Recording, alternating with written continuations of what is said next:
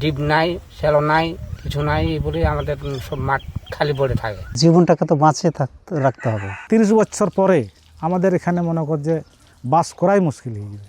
ছিলাম সুখী হইলাম দুঃখী পানির সংকটে। শিল্পীর কণ্ঠে ফুটে উঠেছে চাঁপাইনবাবগঞ্জের নাচল উপজেলার দুর্ভোগের চিত্র। নাচল সহ রাজশাহী, চাঁপাইনবাবগঞ্জ ও নওগাঁ জেলার 25টি উপজেলায় পানির এমন তীব্র সংকট চলছে। এসব উপজেলার কোনো কোনো এলাকা অতি উচ্চ পানি সংকটাপন্ন এলাকা হিসেবে চিহ্নিত করা হয়েছে। গবেষকরা বলছেন, নির্বিচারে ভূগর্ভস্থ পানি তোলার ফলে মাটির নিচের পানির ধারক স্তর বা অ্যাকুইফার মারা যাচ্ছে। পর্যাপ্ত বৃষ্টি হলেও মাটির নিচে পানি জমছে না।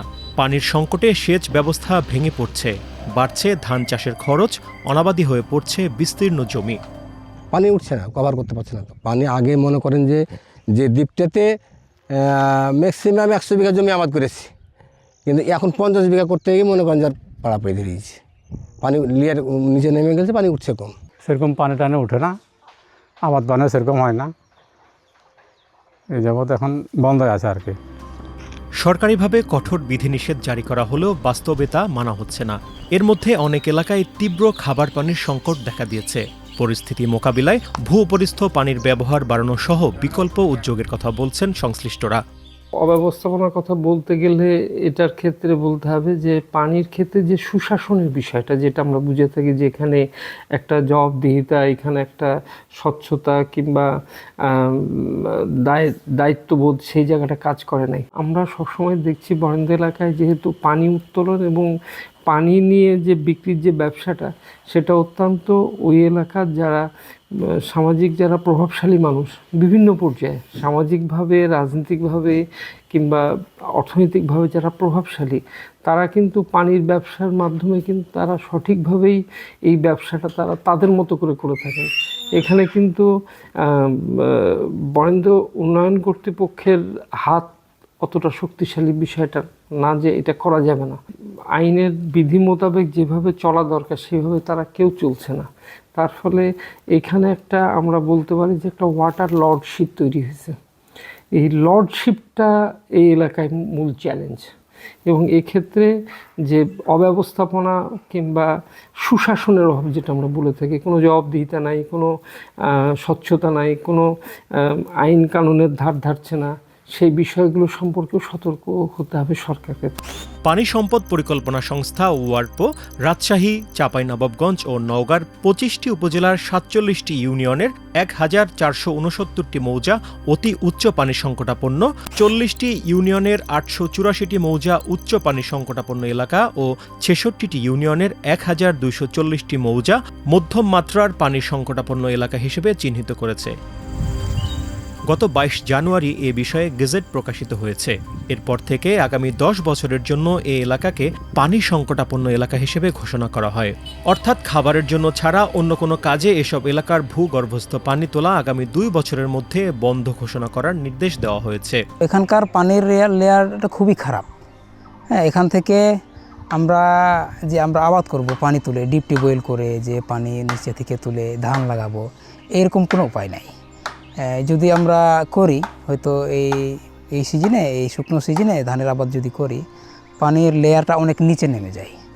এই জন্য এখানে পানি তোলার জন্য আমাদের পারমিট করা হয় না। এটা সরকারিভাবে নিষিদ্ধ করা হয় যে এই সিজনটা তোমরা করো, ওই গম, মসুর এগুলো শুধু করতে পারি। পাবলিক মনে করলে করেছে, বুঝছি ধান করতে দেবো না, ডিপের আছে কাশি যেতে, তো চৈতালি ফসল করো। বরেন্দ্র বহুমুখী উন্নয়ন কর্তৃপক্ষ BMDA সূত্রে জানা গেছে, এসব জেলায় প্রায় 28,000 নলকূপ বসিয়ে সাবমার্সিবল পাম্প দিয়ে পানি তুলে সেচ কাজে ব্যবহার করা হচ্ছে। নির্বিচারে ভূগর্ভস্থ পানি তোলায় পানির স্তর এতটাই নিচে নেমে গেছে যে কোনো কোনো এলাকায় মাটির নিচে পানিধারক স্তর মারা গেছে। লিয়ার নিচে নেমে যাচ্ছে দিন দিন।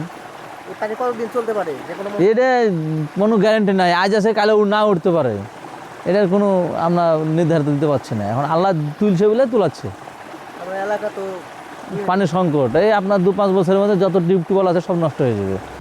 নিয়ম অনুযায়ী পল্লী বিদ্যুতের সংযোগ নিয়ে কোনো গ্রাহক খাবার পানি ছাড়া অন্য কাজ করতে পারবে না। সম্প্রতি এলাকা ঘুরে দেখা গেছে কেউ এই বিধিনিষেধ মানছেন না।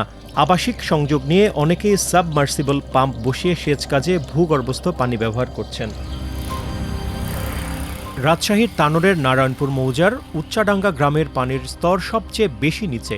সেখানে রীতিমতো আবাসিক সংযোগ থেকে ধানের জমিতে সেচ দেওয়া হচ্ছে। ডিপ টিউবওয়েলগুলো তো সব নষ্ট হয়ে গেল।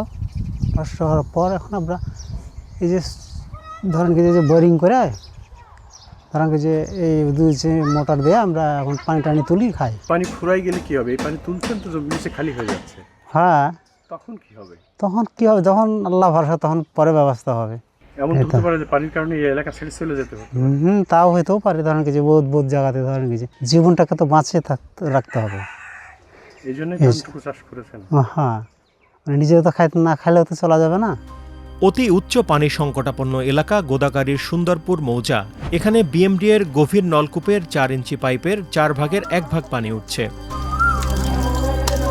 নওগাঁর পোরশা উপজেলার শিয়ালডাঙ্গা গ্রামে পানির সংকট চলছে। স্থানীয়দের আশঙ্কা, যেভাবে পানির স্তর নামছে তাতে কয়েকদিন পর আর পানি উঠবে না। ডিপ নাই, শ্যালো নাই, কিছু নাই বলে আমাদের সব মাঠ খালি পড়ে থাকে। কি হয়? শুধু আমন হয়? শুধু আমন হয়, কিছু হয় না। পানির খুব সংকট। মানে এলাকায় গম ছাড়া অন্য কোনো ফসল হয় না। আর গম চাষ করার জন্য আপনার এই পুকুরের পানি ব্যবহার করলে পুকুরে আবার ব্যবহার করার পানি থাকে না। খুব অসুবিধা। মনে করেন গা গোসল করে যারা গ্রামের লোক, তাদের খুব সমস্যা।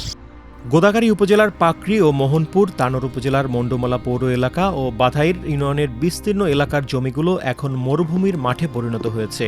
কোনো লোকজন নেই, মাঠগুলো খা খা করছে। আমরা ধরো যে তল দিয়ে লাইন করেছি পাইপ দিয়ে, প্রত্যেক বাড়ি বাড়ি ধরো যে মুখী দেওয়া আছে, সব এইভাবে ধরো যে পানি খায় এই মুখী থেকে। পানি শেষ হয়ে গেলে তারপরে কি ভবিষ্যৎ?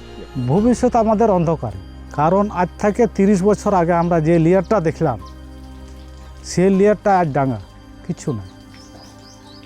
কিন্তু ওই জায়গা করছে আর 30 বছর পরে আমাদের এখানে মনে কর যে বাস করাই মুশকিল হয়ে যাবে। অতি উচ্চ পানি সংকটাপন্ন এলাকায় ইতিমধ্যে খাবার পানির হাহাকার শুরু হয়ে গেছে। নাচল উপজেলার কসবা ইউনিয়নে খাবার পানির সংস্থান নেই। তানোরের উচ্চাডাঙ্গা গ্রামের বাসিন্দারাও বিপদে আছেন। গ্রামের 3টি গভীর নলকূপ ছিল, সবগুলো এখন অচল। সম্প্রতি নওগাঁর পোরশা উপজেলা, নিয়ামতপুর উপজেলার কয়েকটি ইউনিয়ন ঘুরে জানা যায় 6 থেকে 7 বছর ধরে গ্রামগুলোতে হস্তচালিত নলকূপের কোনো পানি ওঠে না। বিএমডি এর বসানো গভীর নলকূপ দিয়ে খাবার পানি সংগ্রহ করতে হয়। এতে নারীদের সবচেয়ে বেশি ভোগান্তি হচ্ছে। একটা মোটর দিচ্ছে, ওর থেকে হারা কলসিট করে পানি দোহে খাই। বাড়ি বাড়ি কিছু টিউবওয়েল নাই, মোটর অনেক আরো। সংকট সমাধানে প্রয়োজনীয় ব্যবস্থা নেওয়া হবে বলে জানালেন রাজশাহীর বিভাগীয় কমিশনার। এলাকার পানির লেয়ার তো অনেক নেমে গেছে, ঠিকই বলছেন। এখন তো তারপরে তো বিএমডি এর কাজ করছে। খাওয়ার পানির ওই ধরনের সংকটের কথা আমাদের কাছে আসে নাই। এগুলো খাস পুকুর বিভিন্ন সরকারি উদ্যোগে খনন করা হচ্ছে, আবার বিভিন্ন এনজিও কিন্তু খনন করে দিচ্ছে। এরকম কেউ আমাদের কাছে আবেদন করলে আমরা খননের অনুমতি দিতে পারবো। আপনি যেহেতু তথ্যটা দিলেন, আমরা ইউনিয়নের কাছে তথ্য নেই, বলে দিচ্ছি আমরা এখনই। আজকে বলে অর্ডার দিচ্ছি যে কোথায় কোথায় এরকম তীব্র সংকট হলে যেন আমাদেরকে জানায় এবং বিকল্প ব্যবস্থা করা হয়।